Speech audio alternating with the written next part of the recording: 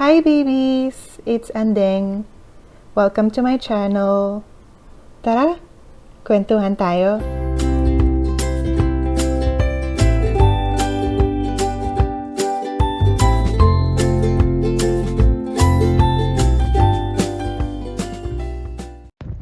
Hi babies!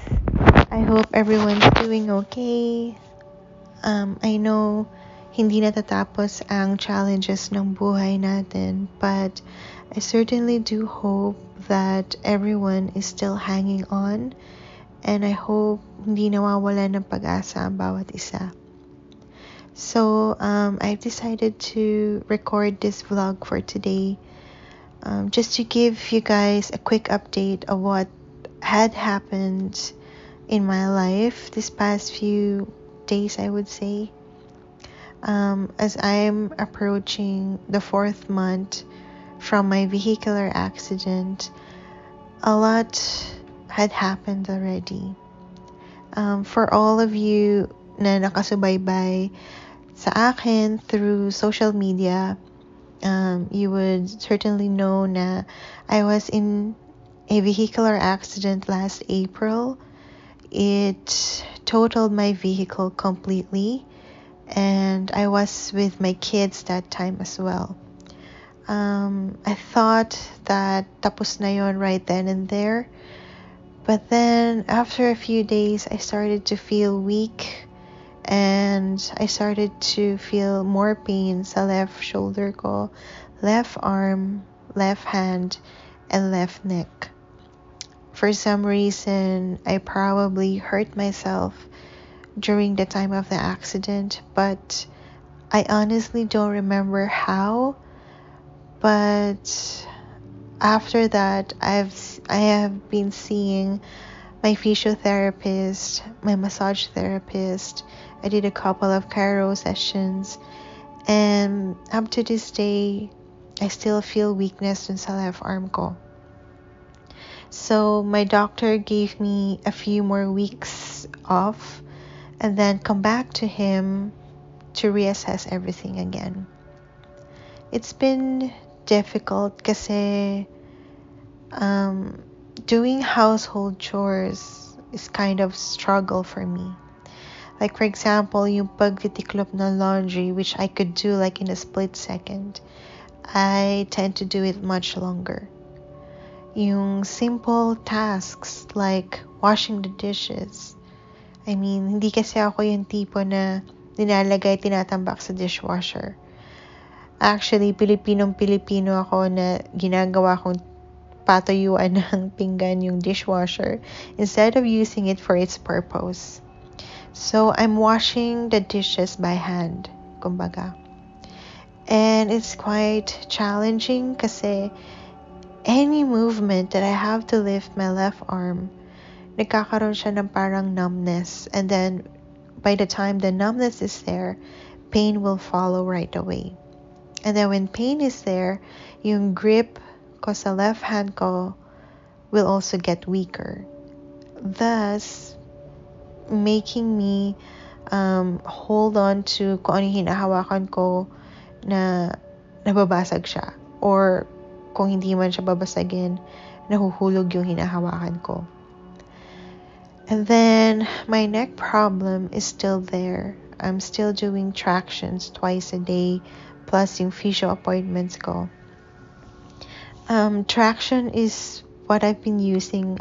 It was advised by my friend who was also on a car crash before, pero yung kanya was milder compared to mine. Yung focus ng treatment niya was for her neck, so she showed me this neck traction thing that I do, and it helped me.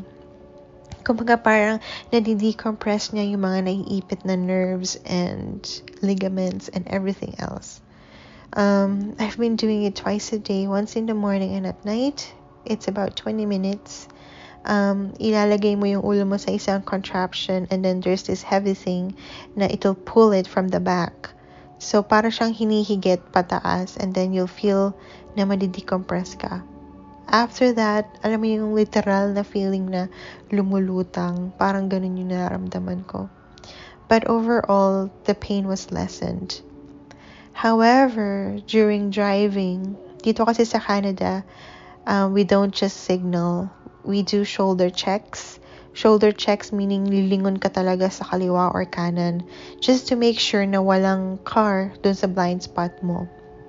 So that is my challenge right now, is doing shoulder checks.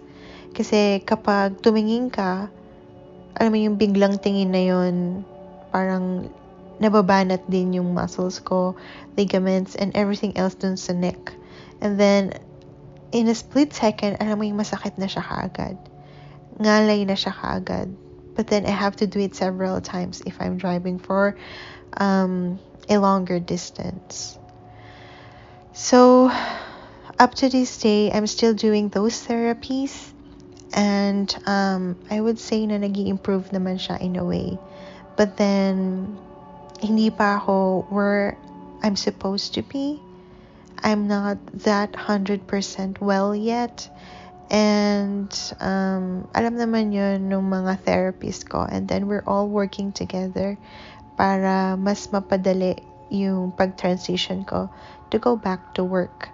And then I'm also glad that my managers are really, really understanding with regards to this matter. Kasi I work in healthcare, so anything na involving life of a patient, dapat 100% kang ready. Sometimes you need to be 110% when you go to work. So, I just saw my mental health therapist o yung psychologist ko today. We spoke for an hour and alam mo yun, sa isang oras na pag-uusap namin, na tutulungan niya ako in a way na he was able to redirect me back dun sa path na dapat kong tahakin. I'm so sorry, this had been like very sensitive to me kasi anything that involves mental health is kind of parang sensitive for me. Like, alam niyo naman lahat na I've been battling anxieties and my depression before. So, having that accident happen to me and my kids, it put me sa situation na I have to battle PTSD or yung post-traumatic stress disorder. Hindi ko alam paano i-explain, but I know it's different for each and everyone who suffered PTSD as well. No matter ano yung dahilan na yan, I mean, our reactions to it are all different. Like, kung karon ka na PTSD from a death of a family member, or if you lost your job, or if you were in an accident or something. So this is the current thing that I'm battling right now, is my PTSD. And then it's as simple as, alam mo yung magdadrive ka, and then when people tend to come closer to your vehicle, alam mo yung nagpapanik na ako right away. I mean, my heart races, and then I'm sweating. Tapos kinakabahan na ako ng sobra kasi what if I get into another accident? I mean, hindi mawala sa isip ko yun. Hindi mawala yung fear of the unknown, kumbaga. Those anxieties are difficult to manage, lalo pat hindi sila nababawasan pagkus nadadagdagan pa sila. But of course, I can't be like this in front of my kids, diba? So every time I'm with them, I put this poker face na parang everything is okay, everything is smooth sailing, and mommy is happy. I mean, they don't deserve to feel na something is going wrong with mom. And ayoko maramdaman nila yon. But then, I think they were able to feel something. Kasi sometimes they will just come to me and hug me and tell me, Mommy, I love you. Or, Mommy, don't cry. Or, Mommy, don't be sad. Alam mo yun? So, parang nagigising ako sa katotohanan na I have to refocus everything now kasi it's not just me who's dealing with this process, but with my whole family as well. So yun nga, one of the topics that we've talked about kanina dun sa session, I just want to share it with you guys, is about resiliency. Meaning, yung adaptability natin sa environment natin. Like, alam ko tayo mga Pilipino, we are very resourceful people. Alam mo yun, kahit ilang trabaho, kaya nating gawin. Kahit anong klaseng trabaho, kaya nating trabahuin. Parang ganun. Kahit ilan pa yan, kahit late hours. I mean, our adaptability to working conditions is very, very good, sa totoo lang, compared sa ibang lahi. Like, for example, those graveyard shifts na walang may gusto, those Filipino workers will take them. Kasi their mind is already set to reach something, to reach a goal. Like, for example, kung nag-iipon sila ng money to buy a house or nag-iipon para magpakasal. I mean, no matter what your reasons are, those mindset na sineset mo sa sarili mo makes you parang able to work those conditions. Yun yung tinatawag nating resiliency. People can adapt sa nangyayari around them. People can adapt sa mga emotions na nararamdaman nila every single day. If you remember dun sa huling live na ginawa natin, I talked briefly about stress, and then stress filling up your water bottle. So for me, today is about day 4, I guess, of stressor na hindi nawawala sa akin. I mean, kung ano man yun, I would rather have it in private, but I'll just give you an example of what's going on.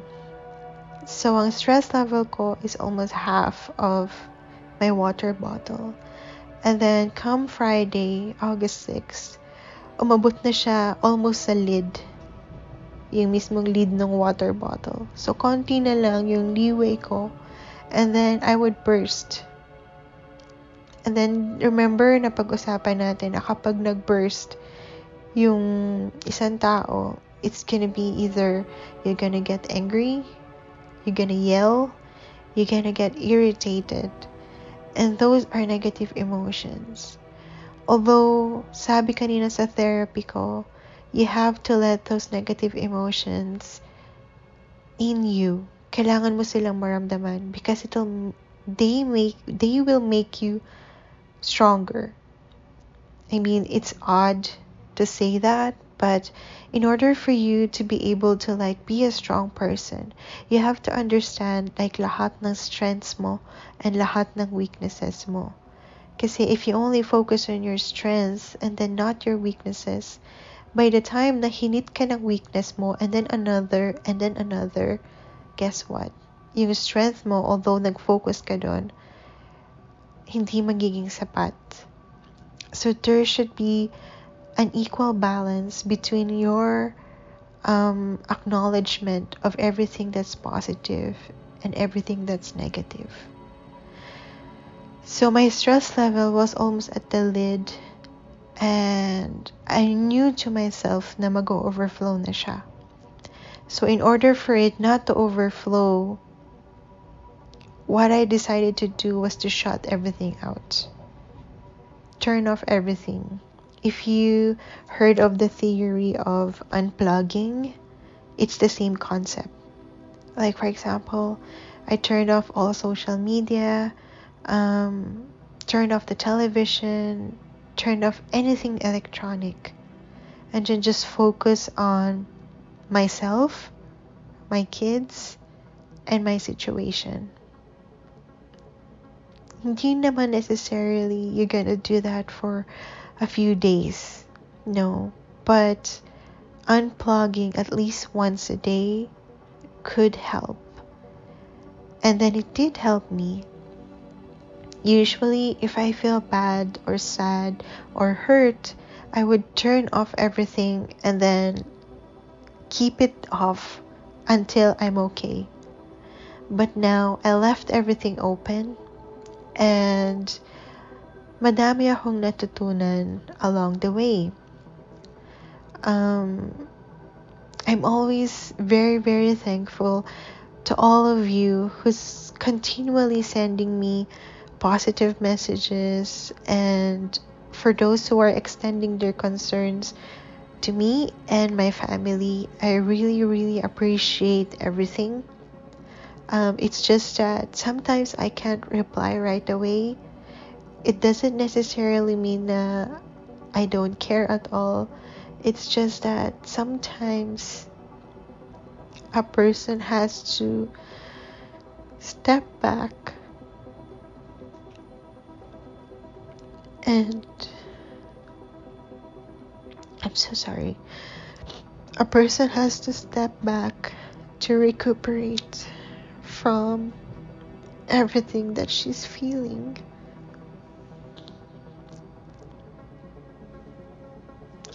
I'm sorry. I'm not supposed to be crying, but if I remembered yung pinag-usapan namin kanina sa session, it's just that my therapist told me na people can judge you and people can hurt you. Pero the way you respond, you owe that to yourself. Alam mo yun? Alam mo sa sarili mo na hindi totoo yung sinasabi nila sa'yo. So, whatever other people would say against you is really none of your business. Parang ganun, sinabi niya sa akin. So, what you can do is to actually just accept that and then acknowledge it. Well, some people don't accept that easily, diba? Lalo pa if whatever the person is telling you is not true. Syempre, ang hirap tanggapin nun, diba?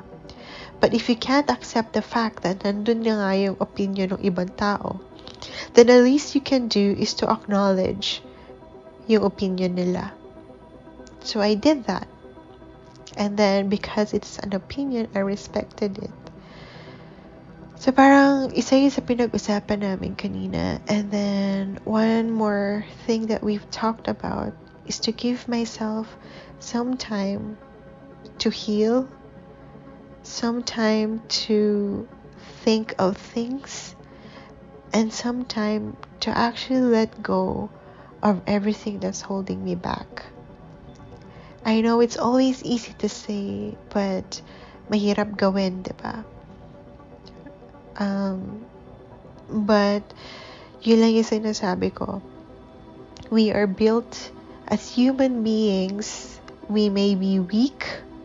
I mean, marupok man tayo, but we are resilient people. Like, we could adapt sa stressors sa paligid natin. If, for example, your water bottle is almost at the top, find something to de-stress and to decompress with.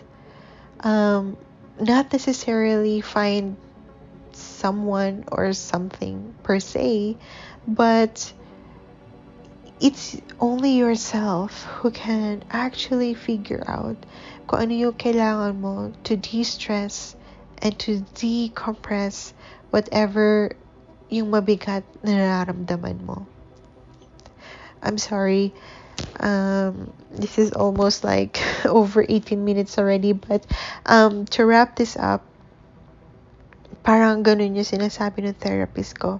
Focus on yourself, acknowledge both strengths and weaknesses, and give yourself some time to heal and some time to move on and some time to actually let go of everything that's holding you back. So I hope I was able to shed a little bit of light to everyone.